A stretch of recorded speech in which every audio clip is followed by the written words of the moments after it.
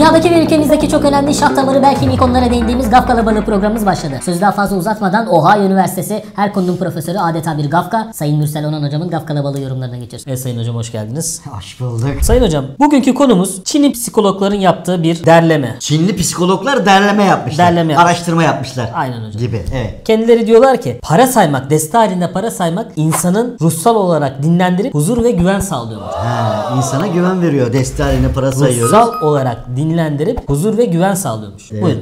Tabii. Çok enteresan bir konu. Enteresan bir konu. Sizin de yorumlarınızda bu soruyu da açacağınızı düşünüyorum. Şimdi hiç araştırma yapmalarına gerek yokmuş açıkçası. Direkt bana gelselermiş ki ben o zaman tam tersi Ohio'daydım. Siz uzaktasınız o yüzden. O yüzden gelemediler herhalde. Gelememişler. Yoksa size illaki başvururlardı. Tabii benim mütevazı kişiliğim yani şey yapar bunları kaldırır yani o kadar. Yıkılmadım yani yıkık değilim yani şu anda o yüzden. Hocam sizi yıkabilecek daha Çinli anasının karnından doğmamıştı. Bak bu kadar da ağır konuştum. Buyurun.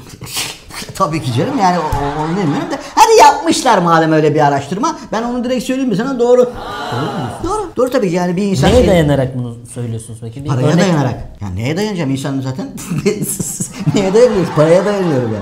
Şimdi düşün deste var elimde. Deste düşünsene deste var. Bir de o tabii ki daha yeni pırıl pırıl çıkmış Merkez Bankası'ndan. Tamam. Aslında eksik söylemişler. O parayı alıp böyle deste onu böyle yerlemek mi? Tabii bir yerleyeceksin onun matbaa kokusu gelecek böyle mürekkep 0 kilometre.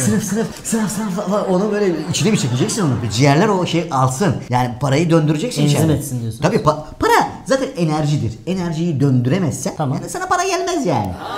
Bak ne yaptık? Para aldık kokuyu ciğerlere attık. Çektik. Veriyoruz. Yani eksik olan taraf şu. Onu bile tamamladınız yani hocam. O profesörlerin yaptığı araştırmayı. Onu bile bir eksiğini buldunuz yani. Anında işte, hocam çıkardınız eksiğini. İşte bak bunlar çok önemli şeyler. Direkt bu yüzden diyorum ki yani bana gelin. Direkt bana gelin. Yani ben sana açıklayayım ben bunu. Vallahi bravo. Yoksa hani öyle yarım yamalak işler yapıyorsunuz. Çinlisin, Japonsun. Yani tamam hani bir yere kadar teknolojide iyisin. Yani yeter ya yani. Peki hocam bir şey soracağım. Buyurun. Sana. Bu yaptığınız açıklama şimdi işte parayı böyle tutmak, yerlemek bile çok büyük bir keyif falan. Tabii. Bu biraz özel soruya girecek ama bunu deneyimlediniz mi hocam? Şimdi evet hocam. yani hocam tebrik et beni. Tebrik ediyorum gerçekten yani o kadar yakaladım. Evet. Yakaladım. Gerçekten. Çünkü öyle bir ağzınızdan aldım değil mi? Aldım kaçtı çünkü. Enerji, evet. Gerçekten de hiç unutmam. Yıl kaçtı?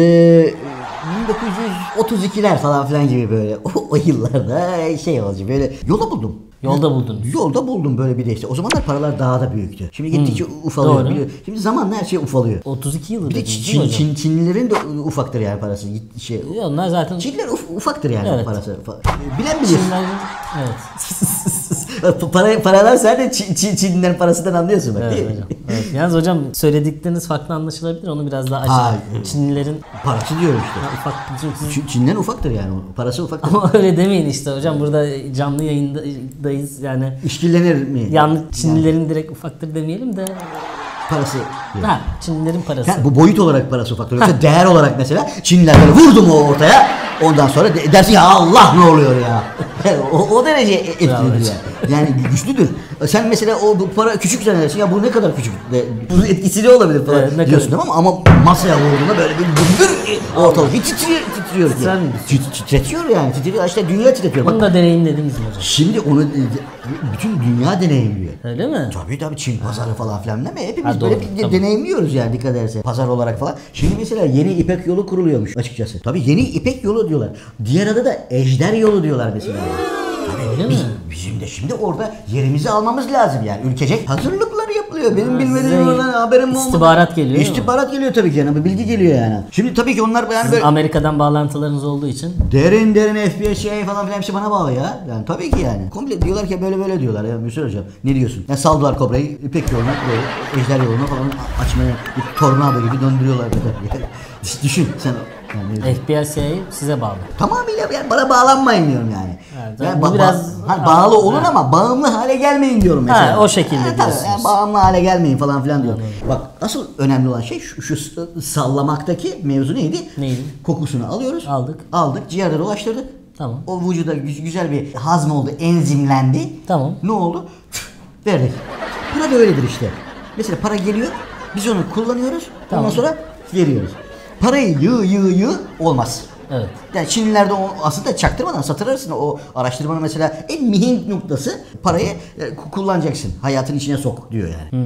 Peki. Yoksa böyle say o yığ say yığ olmaz. Peki hocam şimdi aklıma geldi şu anda çok enteresan bir soru da. Siz hani dediniz ya Çinlilerinki küçük oluyor diye. Mesela fazla sayıda sayıyor. Öyle mi? Tabii fazla sayıda mesela oradan sayıyor, o da sayıyor mesela. Ha. Tansel 8,5 yaşında. 3,5 yıldır piyano dersi görüyor. Bize Piyano Bana Ne Dedi adlı kendi çalışmasını sergileyecek.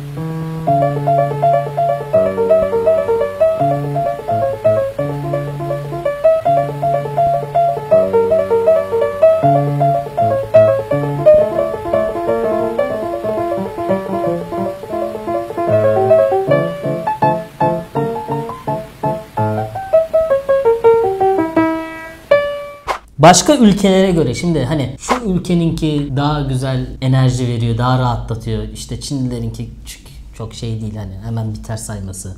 Bunun gibi bir analiziniz var mı? Hani dünya çapında hangi ülkenin Paranın birim olarak tabii hani dediniz ya Çinlilerinki küçük. Tabii o yani teknolojiyle küçülüyor gittikçe İşte tabii. yani o anlamda soruyorum yani ülkeden ülkeye. Paraya ihtiyaç kalmayacak ya.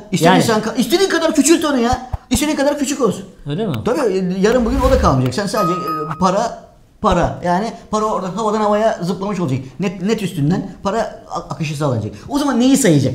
O zaman nerede huzur? Huzur kalmayacak işte o zaman da mesela hadi burada bir araştırma yapmışsın.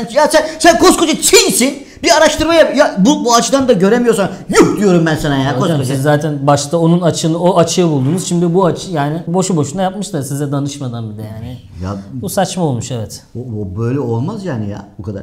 Yalnız en güzeli tarafı ne biliyor musun? Ne hocam? Desteğiyle para sayıyorsun ya. Evet. Huzur güven veriyor. Hatta böyle bir içine hoş oluyor. Yayılıyorsun, genişliyorsun, yükseliyorsun, boyun uzuyor falan öyle. Şimdi ama o para senin değilse bir böyle kasma oluyor. Kabız oluyor. İçeriye doğru bir kasıntı ya oluyor. Kasıyorsun kendini. İçe doğru yapma. İçe doğru falan filan gidiyor yani. İnsanın içi gidiyor daha doğrusu. İçi gidiyor o anlamda. İçi gidiyor tabii ki. Yani içi gidiyor. Paraya için gidiyor. Şimdi işte insanlar mutsuz etmek için de yeni bir ilaç vereceklerdi. Onun araştırmalarına falan filan da katıldım ben. Laboratuvarlarda falan filan araştırmalar falan yapıyordu. Şimdi onu kaldırdılar. Ne yaptılar? Para sayma makinesine buldular. Niye? İnsan hani para sayarken elinle saymasın. Çünkü yapışır ona falan filan böyle alıp ne yapar? Başkasının parasını Başkasının parası falan filan ne deyip onu böyle cebellezi falan filan yapmasın diye Cebellezi. makineye saydırıyor. Huzur ne oluyor? Aradan huzur ve güven. Huzur da gidiyor ama. Huzur da gidiyor. Ne oluyor? Makine huzurlu oluyor. Evet. Yani demek istediğim şey En sevgili seyirciler, bir programımızın daha sonuna geldik. Çinliler diyor. Bir başka programda tekrar bulmak üzere. Para sayma makinesi dişidir Hoşça mesela kalın, açıkçası. efendim. Bak, hoşçakalın. Hoşçakalın.